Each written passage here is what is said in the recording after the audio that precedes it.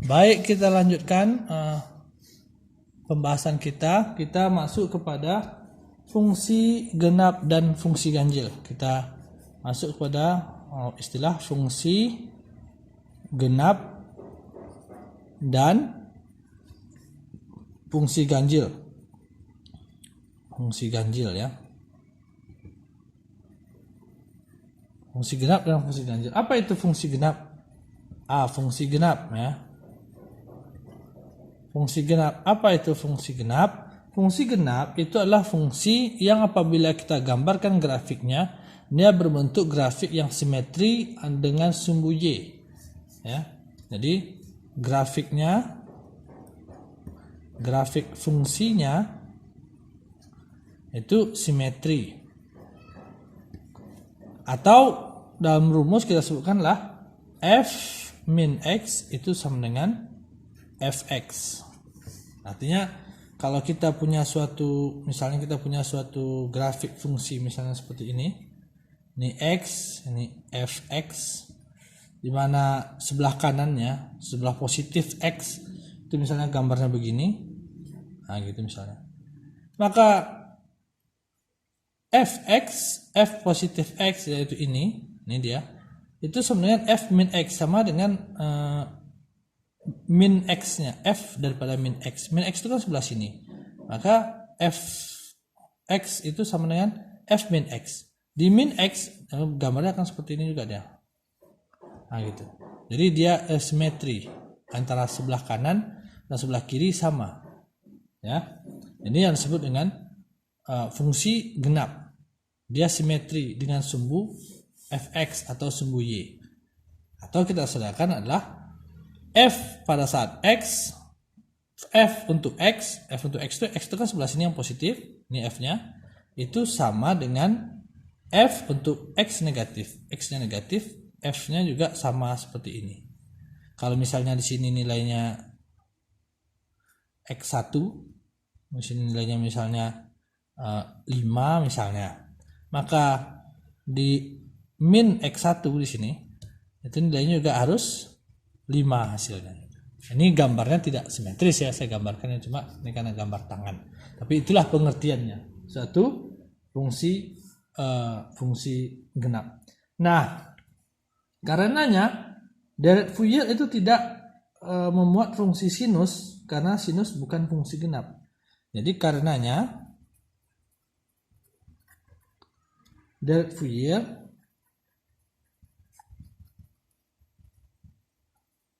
dari suatu fungsi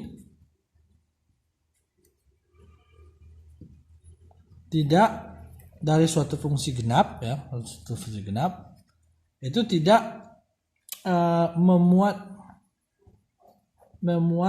apa istilahnya ini, tidak memuat Bn ya. Karena kita tahu tadi bahwa dari Fourier itu ada komponen A. Kita tahu ada komponen AN, A0 dan BN. Ini sudah kita pelajari pada minggu yang lalu ya.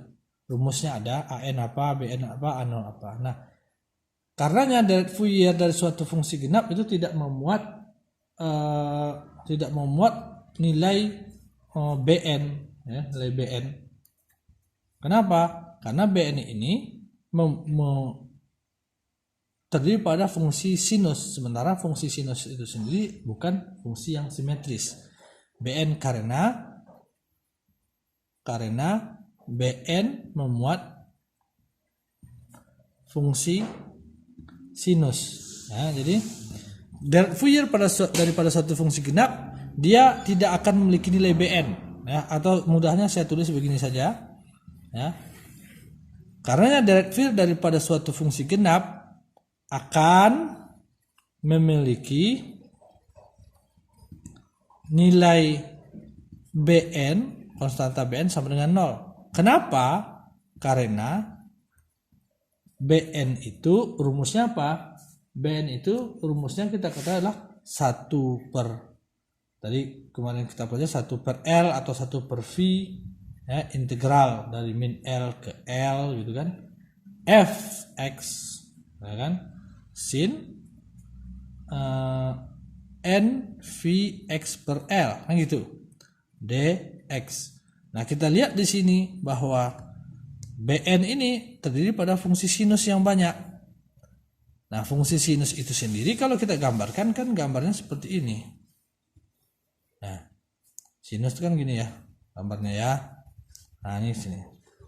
Nah, dari sini bisa kita lihat bahwa sinus ini bukan fungsi genap. Lihat di sini dia tidak simetris. Sebelah sisi kanan tidak sama dengan sebelah sisi kiri. Tidak di sini gitu. Harusnya di sini tuh begini dia. Nah, itu baru dia genap. Karena fx sama dengan f min x. Jadi gambarnya kalau kita gambarkan seharusnya kalau dia mau jadi fungsi genap ini gambarnya begini. Nah, mengikut yang warna biru nih. Gini. Kalau begini dia, nah gitu. Itulah namanya fungsi genap. Tapi karena sinus karena dia ke sini maka dia tidak fungsi genap. Maka karena sinus itu bukan fungsi genap, maka nilainya direct Fourier daripada suatu fungsi genap pasti dia tidak akan memiliki nilai Bn. Konstanta Bn-nya pasti sama dengan 0 karena Bn itu sendiri fungsi ganjil atau fungsi bukan fungsi genap. Sehingga dia tidak akan memiliki nilai Bn. Jadi kalau fungsi genap dia tidak akan memiliki Bn. Jadi A0-nya ada, A0 dan An ada, tapi Bn-nya sama dengan 0. Nah, itu untuk fungsi genap. Nah, sekarang untuk fungsi ganjil. Fungsi ganjil ya. Ada pula istilahnya fungsi ganjil. B, fungsi ganjil. Apa itu fungsi ganjil? Fungsi ganjil adalah apabila jika f min x itu sama dengan min fx. Jadi kalau kita punya suatu grafik misalnya seperti ini fx, di sini x, maka misalnya fx-nya ini di sebelah kanan, fx-nya itu fx-nya misalnya gambarnya begini misalnya. Nah, misalnya. Maka f min x yaitu yang di sebelah sini, min x ini kan sebelah sini ini plus x. Kalau f plus x itu di sini, gambarnya begini, maka f min x yang di sini itu adalah min daripada ini. Min daripada fx. Jadi min daripada ini, lawan daripada ini. Maka lawannya seperti apa? Ya di sini dia.